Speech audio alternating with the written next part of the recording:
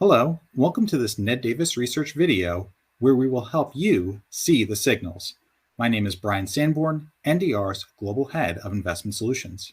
In this episode, we will be speaking with NDR's Chief Economist, Alejandra Grindal.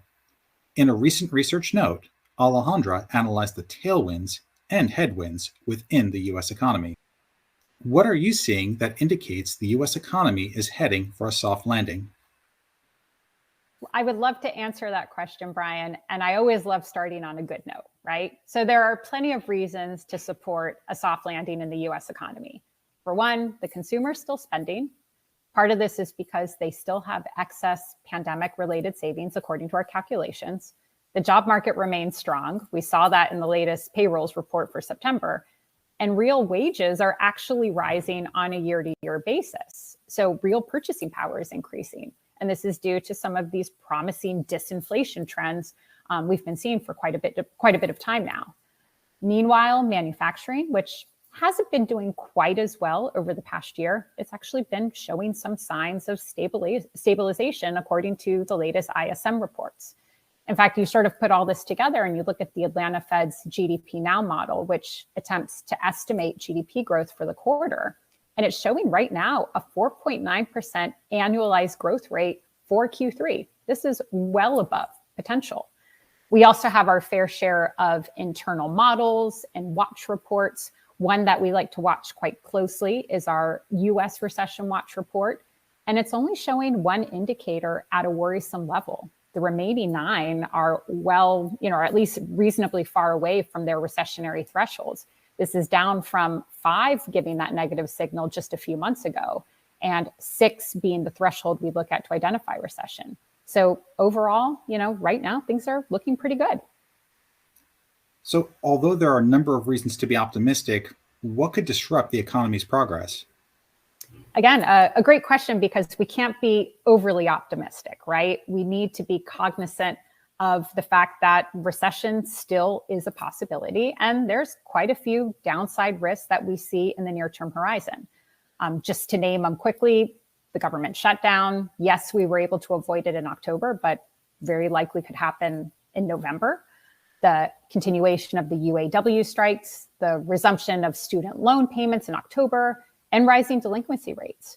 So to provide a little more detail, NDR's senior US economist, Vinetha Dimitrova, she estimates that a government shutdown would subtract more than 0.1 percentage point from real GDP each week it lasts.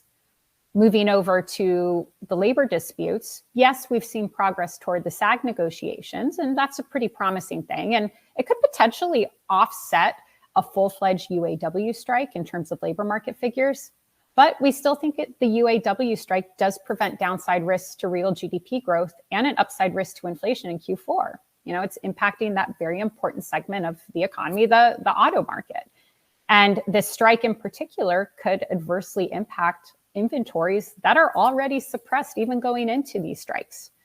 Moving over to the student loan payments in October, again, we don't expect this on its own to put the US economy into the red, or even hurt equity markets on their own.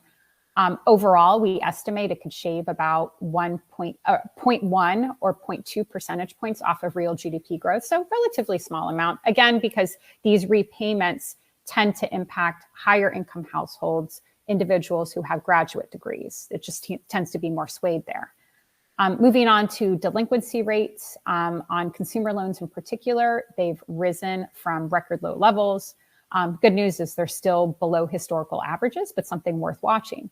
So you look at all these various risks, and on their own, none of these are likely to put the economy in the red. But a combination, right? They sort of just add in, sort of increases that risk. And then you add in the fact that we've had tight central bank policy for well over a year now, and it hasn't fully worked its way into the economy. So how are the risks you've noted being reflected in the credit markets? That's a really great question. I mean, if you look at high yield credit spreads, they're actually narrowing. And our analysis has found that this is usually a positive development for CapEx, for the broader economy. When spreads are narrowing, our analysis has also found that it's a bullish condition for equities. And what's rather interesting is we do a lot of comparative analysis, and we found that credit conditions in the US economy have remained more favorable compared to other parts of the world. Part of it has to do with household debt service being dominated by fixed rate mortgages that have been held for 30 years at very low interest rates. It's kind of keeping that household debt service low. In the case of businesses in the United States, businesses don't rely as much on bank financing as other economies do. So that transmission of tighter monetary policy tends to happen faster in the banking sector. So as a result, if you look at various measures of US debt service, liquidity, even our in-house credit conditions index, which puts a lot of these elements together, they've indicated that credit conditions remain favorable. And so this has helped explain the US economy's resiliency. Despite the fact that interest rates have increased in recent weeks, it's just impacting a lot of this new stuff. Most mortgage and fixed rate corporate buyers, as a result, just haven't seen the impact. So overall, the weight of the evidence continues to suggest that a soft landing is the more likely scenario for the US economy. Alejandra, thank you for your insights. NDR clients can read Alejandra's research notes in her weekly Global Economic Focus publication. The indicators Alejandra and the research team developed for our subscription service are also used in our model portfolios, which are available via direct delivery, on TAMPs, and through ETFs. For more information on NDR, we encourage you to visit the following pages. Thank you for joining us as we help you see the signals. So long.